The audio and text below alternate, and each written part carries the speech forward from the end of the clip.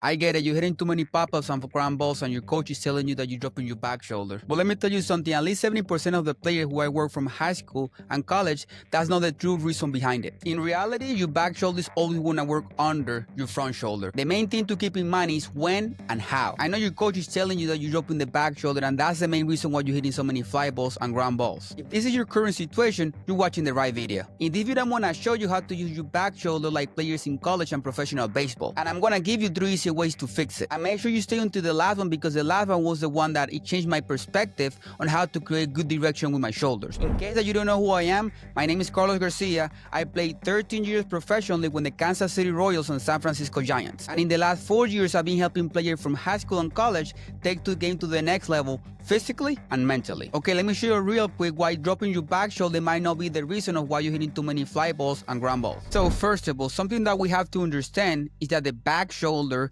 is always going to work under the front shoulder. And as soon as we get into our launch position, that's the time that it really matters of the way how I use my back shoulder, making sure that my back shoulder is slightly above my front shoulder, so it's easier for me to attack the ball from the top in order for me to get behind it and be able to get on plane and attack the ball to create true backspin when I'm making contact with it. As you see in this example, Julio Rodriguez is dropping his back shoulder, and then that's when he started working with a good direction when his swing path, helping him to crush that ball and create true backspin on it. And when I actually see guys having a problem with the back shoulder, it's usually when they start working with their positive move, meaning when they stride toward the pitcher, they start opening their front side and bringing or giving up with the backside too early, getting them in trouble to get into this launch position that I can't stress enough that this is the most important position that as a hitters we have to be consistent with to be able to create direction and make sure that you're not dropping your back shoulder too early during your swing. Okay, let's dive in the 3 possible ways how to fix it. As you guys can see here, Adolis Garcia is working with a really high pitch and still being capable to hit that ball out of the park. The main thing that you have to keep in mind, even that you're trying to swing at a high pitch, is that your hands are always want to work above the barrel, meaning that when you get a contact, your hands have to lead the way to be able to work with the bat behind it to be able to get on playing with the ball and crush it to be able to create true backspeed on it. Another possible way how to fix it is how efficient you are creating your positive move.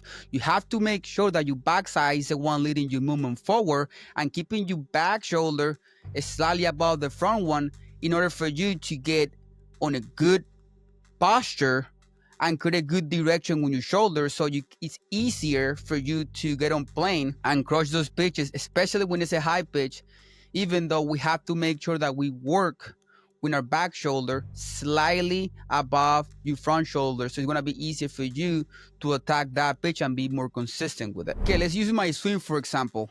I always had a problem with my first round during my batting practice being lazy or not paying attention on the way how I use my lower half, meaning that I was too dominant with my upper half and often having problem when creating direction with my shoulders.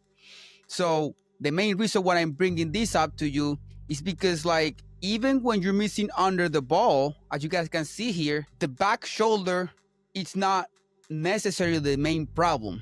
Another way to avoid hitting so many ground balls and so many pop-ups is how steep you guys get at contact, meaning that the rule of thumb is to make sure that at contact, my shoulders and my bat have to be parallel with each other. If I'm too steep or too flat, I'm gonna have a problem with it because then it's gonna be hard for me to get on plane and be able to square up the ball, creating true backspeed on it. As you guys can see here, I'm telling myself to make sure that my hands stay above the ball. That's probably like the most efficient way how you guys can fix the problem with hitting too many pop-ups. But no forgetting that even when you guys are getting a contact here, you guys can see my hands are slightly above the ball and also slightly above my bat.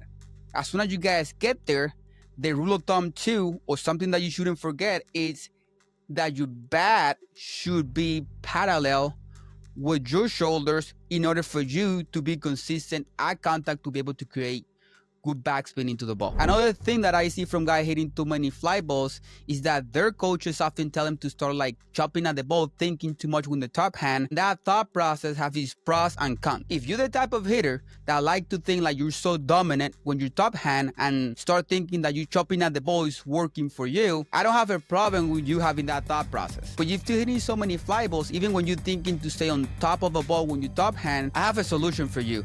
My hitting coach back in the days used to tell me to work above instead on top of the ball. What do I mean when above? Going back to the video that I showed you earlier, you have to make sure that your hands are working slightly above the barrel and slightly above the ball too. Making sure that your bat is working behind on the ball in order for you to find the consistency that you're looking for and stop hitting fly balls and ground balls. Now, if you're serious about taking your game to the next level and open opportunities to play in college or professional baseball, I'm going to leave a link down in the description of this video where you can get free access to me and ask any questions that can help you to open more opportunities to play at the next level. My name is Carlos Garcia, and remember, I made the errors, you make the plays.